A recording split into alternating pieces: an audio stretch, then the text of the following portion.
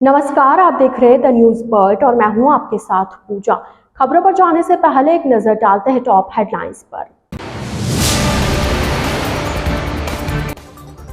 नवनियुक्त मुख्यमंत्री भजनलाल का शपथ ग्रहण समारोह कल, प्रधानमंत्री मोदी होंगे शामिल।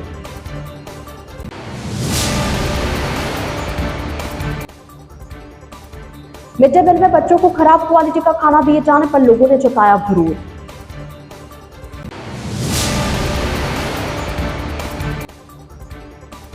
एमडीएम हॉस्पिटल में स्टेंट असिस्टेड कॉलिंग का किया गया पहला ऑपरेशन।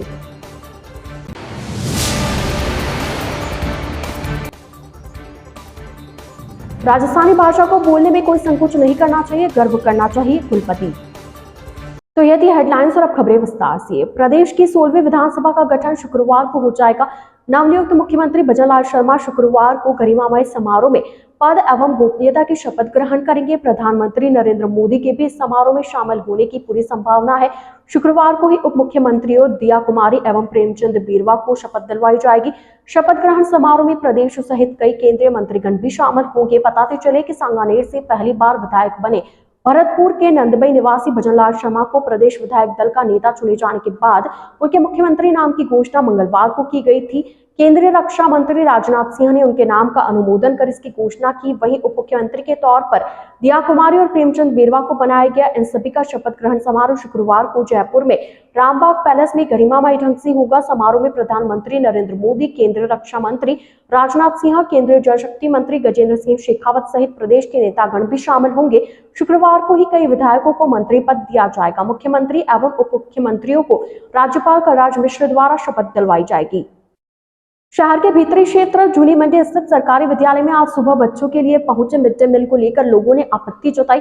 लोगों का कहना था कि जो भोजन जानवरों को खिलाया जाता है, ऐसा खाना बच्चों को खिलाया जा रहा है। इस बारे में जब स्कूल प्रबंधन से बात की गई तो कहा गया कि आगे कई बार शिकायत कर चुके हैं मगर कोई कार्रवाई नहीं हो पाई।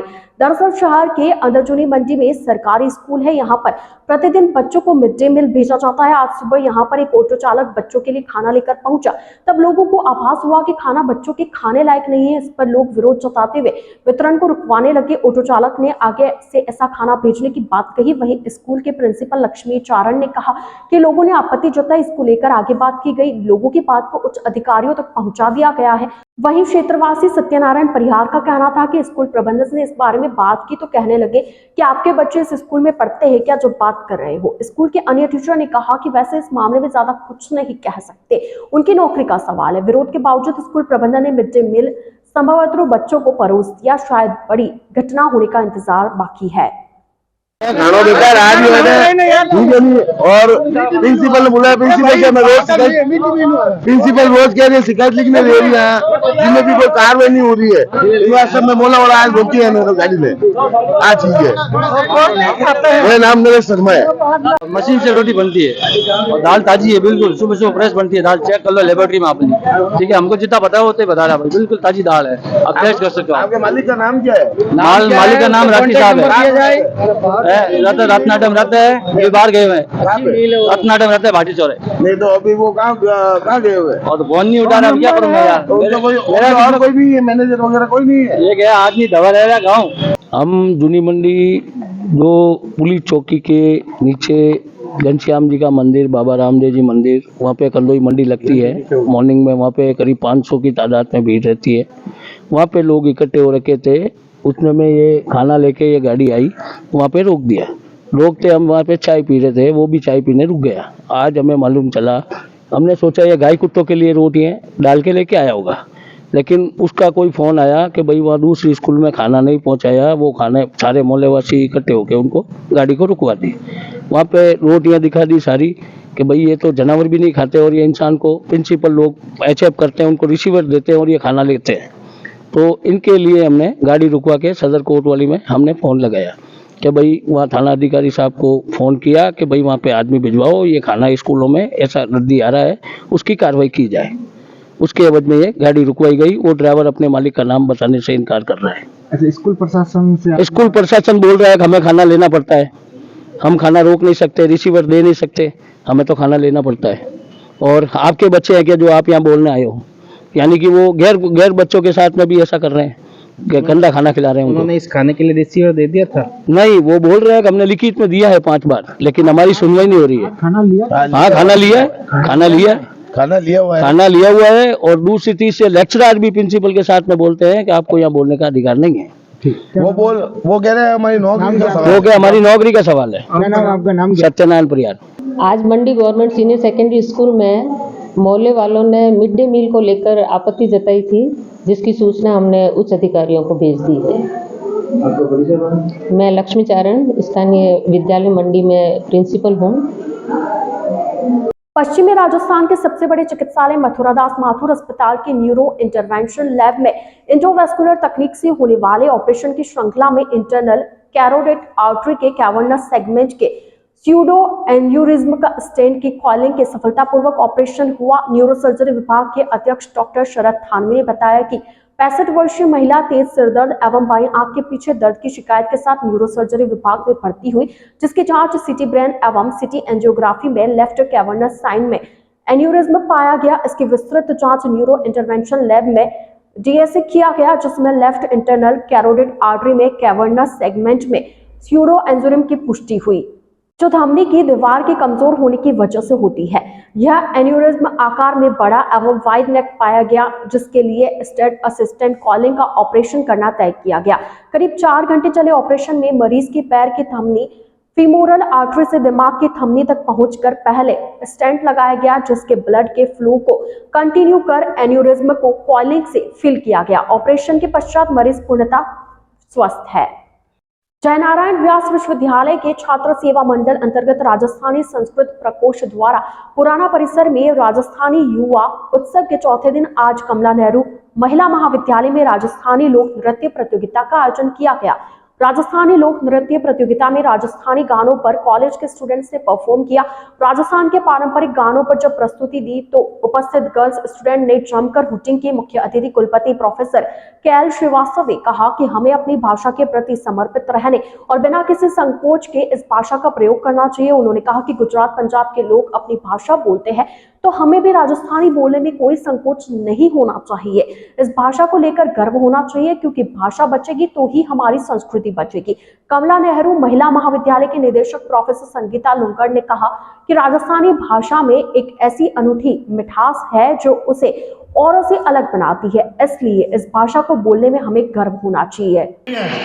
और 3 मिनट में आपने अपनी प्रतिभा दिखानी है और बिना गिने संकोच से आपने अपनी प्रतिभा दिखानी। आप सोच लो भी बिल्कुल आप ही सब सहेलियां साथ हैं, ताकि जो पहले दूसरों तीसरों पुरस्कार है वो आप में। जयनारायण व्यास विश्वविद्यालय में राजस्थानी प्रकोष्ठ और छात्र सेवा मंडल स्टूडेंट सर्विस बोर्ड के तत्वाधान में 11 तारीख से कई प्रोग्राम राजस्थानी भाषा और संस्कार और संस्कृति और लिटरेचर से संबंधित कार्यक्रम यहाँ संपन्न किए गए।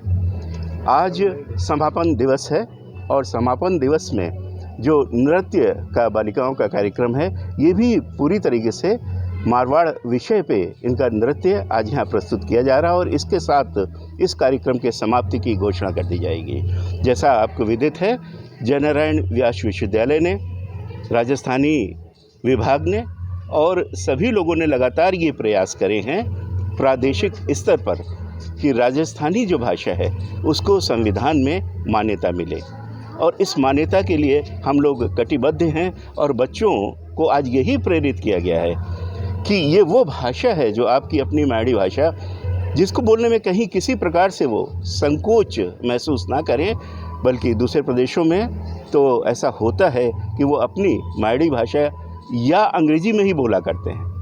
तो उनको इस बारे में प्रेरणा देने के लिए और उनका इस सारी चीज़ से सीधे जुड़ाव के लिए प्रेरित करने के लिए ये कार्यक्रम विश्वविद्यालय ने आयोजित करे। लगातार मैं राजस्थानी भाषा रे उत्थान हेतु कार्य कर रहे हैं और मानो संस्कृति प्रकोष्ठ जो है वो लागोड़ो है। और कई बार मैं लोग इन्हीं कार्यशाला भी करा कि किकर मानी राजस्थानी भाषा ने संविधान में मान्यता मिलनी भी चाहिए। जैसे सब जगह जी की मायड़ भाषा है वैनी मान्यता मिलियोड़ी है, तो कटा क्यों देरी हो रही है। लेकिन अब उम्मीद करा हाँ कि जल्दी ही माना युवक नवयुवक इन्हें मान्यता रे वास्ते गतिशील रहेला, कार्य करेला और इन तरह जी का आयोजन है माणी मातृभाषा रे प्रति माणी मायण भाषा रे प्रति बच्चा रो लगाव जी को है वो बढ़ावेला। और मने इतनी अच्छी मारवाड़ी नहीं आवे तब भी मैं बिल्कुल संकोच नहीं कर रही हूँ कि मैं बोलूँ और इन बातों प्रेरित होने मारा बच्चा भी माँ अपनी जी की भाषा है उन्होंने प्रयोग करे।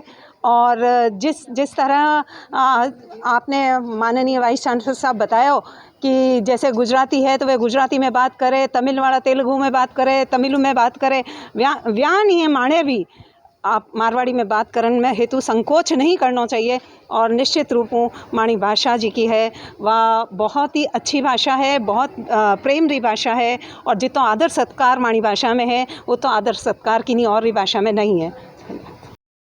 परीक्षा देकर लौट रही नाबालिग का अपहरण कर दुष्कर्म करने के मामले में बाल कल्याण समिति जोधपुर ने प्रसंज्ञान लिया है। बाल कल्याण समिति की हुई बैठक में इस मामले में चर्चा कर प्रसंज्ञान लिया गया और संबंधित थाना अधिकारी को प्रेषित कर मामले की तथ्यात्मक रिपोर्ट एवं एफआईआर की प्रति मांगी ताकि राजस्थान पीड़ित प्रतिकर स्कीम 2011 के अंतर्गत नियमानुसार त्वरित कार्रवाई की जा सके। बैठक के दौरान समिति अध्यक्ष विक्रम चेतन सरगरा, सदस्य बबीता शर्मा, जय भारती, गंगाराम देवासी व रोहित टाक उपस्थित रहे।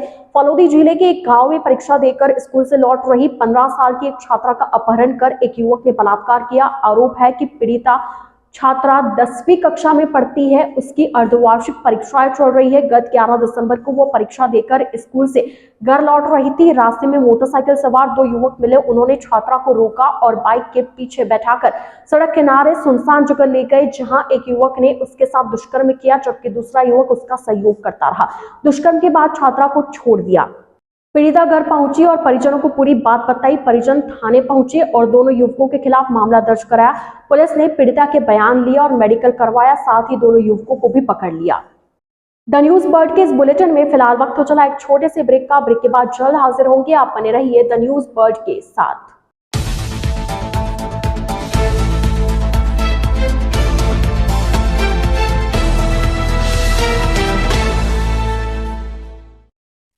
ब्रेक के बाद आपका स्वागत है। अखिल भारतीय ग्रामीण डाक कर्मचारी संघ की तरफ से अपनी विभिन्न मांगों को लेकर धरना दिया जा रहा है, जो कि आज तीसरे दिन भी जारी रहा। प्रधान डाकघर रेलवे स्टेशन के बाहर इनका धरना जारी है। अध्यक्ष अब्दुल रफीक एवं सचिव राजेंद्र वैष्णव ने बताया कि ग्रामीण क्षेत्र में डाक व्यवस्थाएं चरमराई हुई है। बालेसर, तिंवरी, लोहावट, आसोप, बावड़ी, सोयला, बनाड़, बिलाड़ा, भावी, देचू, सेतरवा आदि बंद रहे। ग्रामीण क्षेत्रों में डाक व्यवस्थाएं सुधारने की मांग को लेकर धरना दिया जा रहा है। इनके द्वारा 6 सूत्रीय मांगे रखी गई है, जिनमें 8 घंटे काम के ग्रामीण कर्मचारियों को नियमित करने, सामूहिक बीमा, समान ग्रेजुएट का परिलाभ दिलाने एवं पेंशन की सुविधा की मांग को रखा गया है। आज तीसरे दिन धरना स्थल पर अध्यक्ष अब्दुल रफीक, सचिव राजेंद्र वैष्णव, कोषाध्यक्ष शंकर लाल, नारूराम वाबड़ी, सवाई सिंह आदि बैठे और प्रदर्शन किया।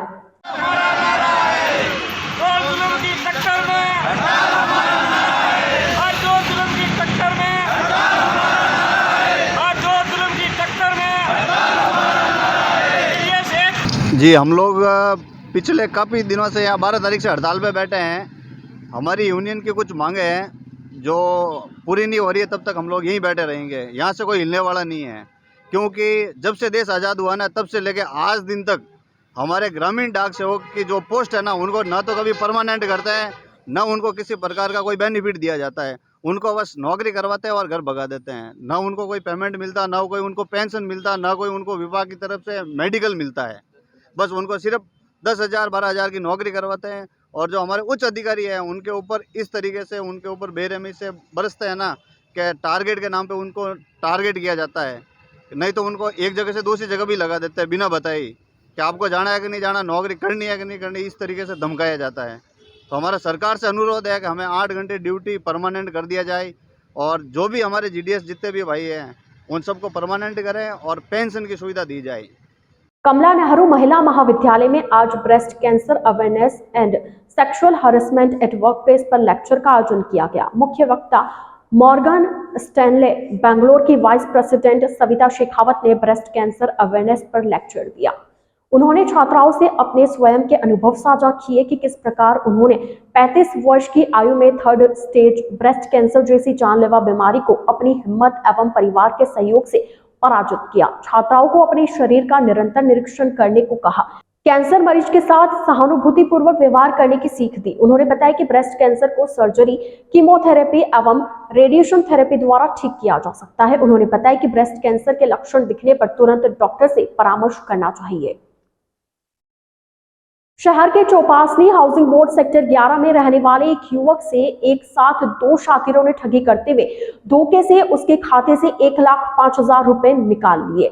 रुपए एटीएम से निकाले गए हैं। पीड़ित ने साइबर पोर्टल पर शिकायत दी मगर रकम नहीं रुक पाई। अब उसने सरदारपुरा थाने में इस बाबत केस दर्ज करवाया है। चौपासनी हाउसिंग बोर्ड 11/656 निवासी कमलेश कुमार पुत्र लक्ष्मी नारायण ओझा की तरफ से केस दर्ज करवाया गया है। इसमें बताया कि उसका एक बैंक खाता बॉम्बे मोटर्स के पास में निजी बैंक में है। उसके मोबाइल पर 26 नवंबर को एक मैसेज पार्सल एक्टिव कोड का आया था।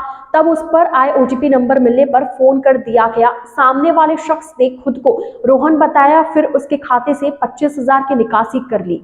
ओटीपी नंबर उसकी गलती से शेयर किए गए थे। रुपयों की निकासी होने पर बाद में उसने अपने बैंक से पता लगाया तो फिर किसी रोहित कुमार उर्फ राहुल शर्मा ने फोन कर कहा कि वह बैंक के कस्टमर केयर से बोल रहा है, रुपए वापस खाते में आ जाएंगे, इसके लिए वह ओटीपी नंबर भेज रहा है, बता देना। शातिर रोहित सिंह और राहुल शर्मा ने ओटीपी नंबर भेजकर खाते से अलग अलग बार में 29,000, 50,000, 1,290 और 548 रुपए निकाल लिए, फिर फोन बंद कर दिया। मुंडावर विधायक ललित यादव ने चुनाव जीतने के बाद मतदाताओं के बीच पहुंचकर धन्यवाद यात्रा का शुभारंभ आज पैतृक गांव फौलादपुर से किया। इस दौरान विधायक ललित यादव ने ग्रामीणों को संबोधित करते हुए कहा कि आप सभी के सहयोग की बदौलत मुझे विधायक बनाया गया है। मैं आप लोगों के बीच में आप लोगों की समस्याओं को सुनकर समाधान करने का पूरा प्रयास करूंगा। धन्यवाद यात्रा का आज शुभारंभ पैतृक गांव फौलादपुर से करके पूर्व विधानसभा क्षेत्र के गांव के चौपाल पर पहुंचकर लोगों को धन्यवाद ज्ञापित करूंगा। वहीं लोगों की समस्याओं को ध्यान में रखकर समाधान करने का पूरा प्रयास करूंगा। फौलादपुर गांव के चौपाल पर कार्यक्रम का आयोजन भी किया गया। कार्यक्रम की अध्यक्षता राजेंद्र चौधरी ने की। ग्रामीणों द्वारा 51 फीट लंबे साफे के द्वारा विधायक ललित यादव का साफा बांधकर एवं माला पहनाकर स्वागत सम्मान किया गया। मंच संचालन पूर्व शिक्षा उप निदेशक वीरेंद्र यादव द्वारा किया गया। इस अवसर पर पूर्व sarpanch Babulal Yadav, Vidyasagar Yadav, Subhash Fauji, Yashwant master, Durga Prasad master, Ramjas master, advocate Sunil Yadav, पूर्व प्रिंसिपल शंकरलाल यादव आदि मौजूद रहे। आभार व्यक्त करता हूं और आने वाले वक्त में आप सब लोगों ने मिलकर के जो ताकत दी है, आने वाले वक्त में भी आप सब लोग मिलकर के जो मेरे संज्ञान में कोई काम लाओगे और जो मेरे लायक काम होगा तो निश्चित रूप से बेझिझक कोई भी व्यक्ति आधी रात को मुझे आकर बताएगा, टेलीफोन से सूचना देगा तो मैं उसमें खड़ा मिलूंगा पूर्व की तरह ही। इलाके में मैं पूरे इलाके में चुनाव के बाद भी कंटिन्यू जा रहा हूँ। जैसा पहले लोगों से संवाद था उसी प्रकार का संवाद फिर दोबारा से हमने स्थापित चालू कर दिया है और लगातार लोगों के बीच में है। सबका प्यार प्रेम आशीर्वाद बना हुआ है। बानसूर के हरसोड़ा थाना क्षेत्र के गांव किशोरपुरा में खेत में काम करते समय एक कृषक की करंट लगने से मौत हो गई। सूचना पर बानसूर पुलिस घटनास्थल पर पहुंची। पुलिस ने बताया कि घटना हरसोड़ा के किशोरपुरा गांव की है, जहां विक्रम सिंह यादव पुत्र हनुमान यादव निवासी छिपारी बामनवास में एक खेत में बेरिंग का पाइप निकाल रहा था। तब ऊपर से निकल रही 11 केवी वोल्टेज लाइन से टच हो गया, जिससे विक्रम यादव करंट की चपेट में आ गया। अचेत हालत में उसको कैलाश अस्पताल बहरोड ले जाया गया, जहां उसकी मौत हो गई। हरसोड़ा थाना एएसआई बाबूलाल ने बताया कि सूचना मिली कि एक व्यक्ति की बिजली का करंट लगने से मौत हो गई। उन्होंने बताया कि विक्रम यादव के पुत्र ने पुलिस को बताया कि उनके पिताजी किशोरपुरा में बोरिंग की सफाई करने गए थे। पाइप निकालते वक्त पाइप 11 केवी लाइन को टच कर गया और वे अचेत हो गए। उन्हें अस्पताल ले जाया गया मगर बाद में उनकी मौत हो गई। ये आज दिनांक 14/12/2023 को सूचना मिली कि कैलाश हॉस्पिटल में एक व्यक्ति है जिसकी मृत्यु हो गई, जिसकी बिजली का करंट लगने के कारण मृत्यु होना बताया था। इस इत्तला पे हम मोर्चरी पहुंचे बानसूर, तो यहाँ मृतक विक्रम सिंह सन ऑफ हनुमान सिंह यादव निवासी छिपारी के पुत्र योगेश कुमार ने एक रिपोर्ट दी कि मेरे पिताजी सुबह किशोरपुरा में बोरवेल की सफाई के लिए गए थे। वहाँ बोरिंग का पाइप निकालते समय पाइप विद्युत लाइन के टच हो गया, जिससे करंट लगने से मेरे पिताजी की मृत्यु हो गई। इसकी पोस्टमार्टम पंचायतनामे की कार्रवाई कर पोस्टमार्टम की कार्रवाई करवाई जा रही है। आइए चलते चलते एक बार फिर नजर डालते हैं आज के टॉप हेडलाइंस पर। नवनियुक्त मुख्यमंत्री भजनलाल का शपथ ग्रहण समारोह कल, प्रधानमंत्री मोदी होंगे शामिल।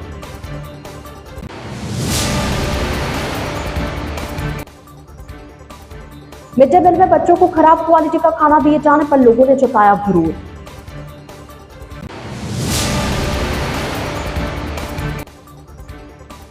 एमडीएम हॉस्पिटल में स्टेंट असिस्टेड ऑयलिंग का किया गया पहला ऑपरेशन।